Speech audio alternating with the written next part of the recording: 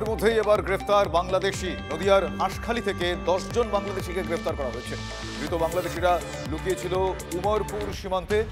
বাংলাদেশিদের আশ্রয় দেওয়ার অভিযোগে গ্রেফতার দুজন দালাল। আপনাদের আরও একবার জানাবো, এসআইআর আবহের মধ্যে আবারও গ্রেফতার বাংলাদেশি। নদিয়ার হাঁসখালি থেকে গ্রেফতার করা হয়েছে 10 জন বাংলাদেশিকে। ধৃত বাংলাদেশিরা লুকিয়েছিল উমরপুর সীমান্তে, এখনো পর্যন্ত এই খবর আমরা পাচ্ছি। আর তাদের আশ্রয় দেওয়ার অভিযোগে আরও 2 ব্যক্তিকে গ্রেফতার করা হয়েছে।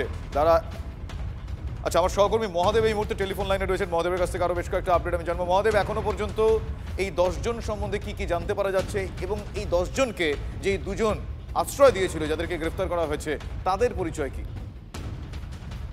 তারা ওখানকার দালাল হিসেবে কাজ করে, যে দুজন মূলত এদেরকে আশ্রয় দিয়েছিল। কারণ বিগত দিনে তারা বাংলাদেশে প্রবেশ করেছিল। তার মধ্যে যাদেরকে গ্রেপ্তার করা হয়েছে 5জন রয়েছে মহিলা। এরা অনুপ্রবেশ হিসাবে ভারতবর্ষে প্রবেশ করে বিভিন্ন জায়গায় বসবাস করে। এখন যেহেতু এসআর আবহ রয়েছে, এই কারণেই কিন্তু তারা ফিরে যাওয়ার চেষ্টা করছিলেন। কিন্তু ফিরে যাওয়ার আগে কাছে খবর আসছে যে একটি বাড়ির এই উমরপুর হাঁসখালি থানার উমরপুরে তারা আশ্রয় নিতে পুলিশ হানা দেয় এবং হানা দিয়ে এই গ্রেপ্তার করে। পাশাপাশি আশ্রয় দেওয়ার অপরাধেও কিন্তু 2জনকে গ্রেপ্তার করা হয়েছে। শুভজিৎ, ধন্যবাদ মহোদয়।